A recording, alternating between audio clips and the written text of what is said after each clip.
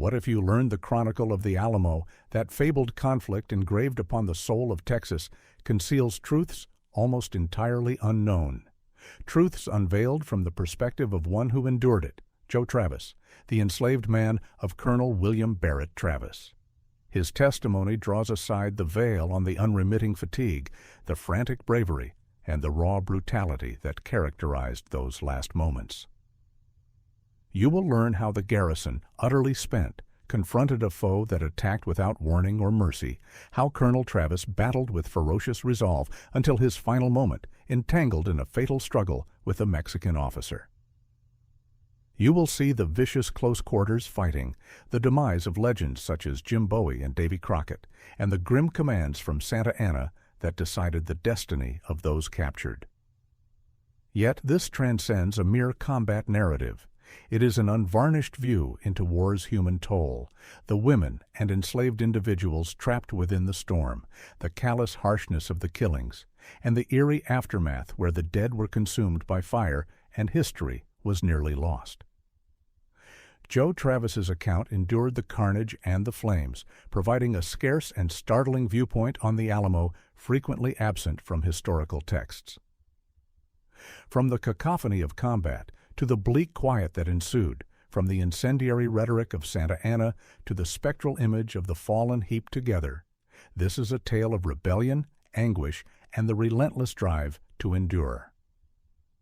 Remain with me as we explore this indelible testimony, for the narrative you will encounter will transform your entire perception of the Alamo. Yet before we start, please like and subscribe to our channel to help our community grow. We, the defenders, were completely depleted following countless days of ceaseless vigilance and arduous toil. On the eve of that tragic Sunday, all of us labored far into the night, our weary frames finding respite merely hours before the assault, all but the commander, whose alert shout broke the stillness. 3 lookouts posted outside the fortress walls must have succumbed to this same fatal exhaustion, for they gave no warning. The invaders' assault was quiet, rapid, and utterly ruthless. I was resting in my master's quarters when the commotion erupted. Colonel Travis leapt to his feet, his rifle ready and his saber gleaming on his hip, then ordered me to accompany him. I obeyed, seized my own arm, and followed his urgent charge. Travis clambered up onto the ramparts, his throat raw as he shouted to his soldiers, "Rally to me, men! The devils are upon us! We will meet them with shot and steel." A burst of fire came from his weapon. My own discharge followed suit, yet scarcely had the haze thinned when Travis staggered, mortally hit. He collapsed against the parapet, striving to stand, his lifeblood soaking the earth.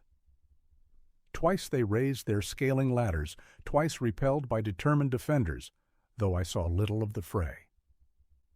My master was down, and I retreated into a supply room, discharging round after round through its slim aperture, even as the foe finally breached our defenses.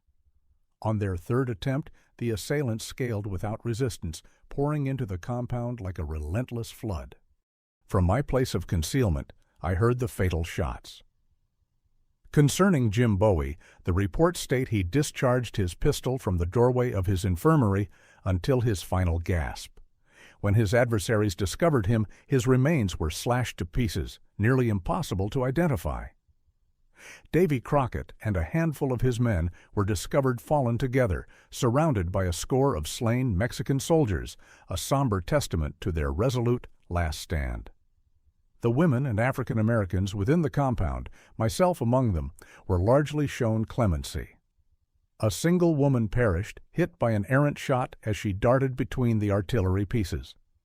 When the massacre concluded, Mexican commanders walked through the carnage demanding any Negroes present themselves. Shaking, I emerged and announced, "I am here." 2 troops rushed at me. One discharged his weapon, the ball piercing my side, the other lunged with his bayonet, its point grazing along my bones. I thought my end had come until Captain Baramendi intervened, yelling for them to stop. In the aftermath, the Mexicans preserved the lives of most of us black captives, as well as a small number of their own countrywomen, among them a surgeon's spouse and her sibling, Señorita Navarro. Both were returned under escort to their father, Don Angel Navarro, in Berkshire. Mrs. Dickinson, the lieutenant's widow, and her small child were also spared, though I subsequently learned they were conducted through the lines into Texas under a ragged white flag. After the bloodshed, Santa Anna ordered his troops into a hollow formation. He marched to its middle and harangued them with vigorous motions, his tone cutting like a blade. The men broke into such thunderous acclamation it seemed to stifle the dawn. The general appeared to me a gaunt, lengthy individual with extended arms and legs, attired more plainly than any officer I had observed, in a simple woolen overcoat devoid of decorations or insignia. Like one of those Methodist preachers, I informed the Mexicans when they demanded my impression. They subsequently removed me to Berkshire and detained me there for a number of days. Eventually, they paraded me out to observe their army's grand display, row upon row of foot soldiers and horsemen arrayed across the prairie, their flags shaking like carrion birds' wings. A jeering captain bragged their force was 8,000 strong, but anyone who had surveyed that terrain knew the truth. The land was broken by ravines and thickets, scarcely capable of containing half that number. Santa Anna personally interrogated me within a shadowy chamber that reeked of spent powder. His gaze fixed on me as he pressed for information regarding Texas. How many troops we had assembled, and if additional American regulars were en route to reinforce the struggle. "Will more be dispatched?" he demanded sharply, moving like a trapped animal. When I faltered, insisting I knew nothing, he gave a thin smile and stood tall. "It is of no consequence," he declared.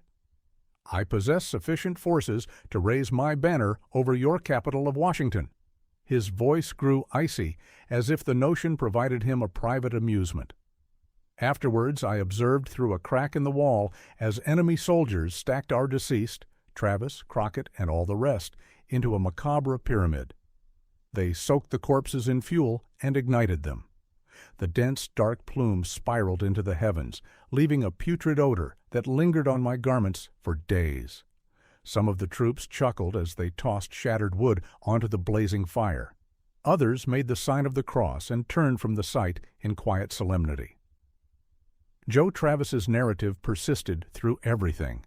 As the smoke dissipated and the fire devoured the slain, one reality emerged with stark clarity.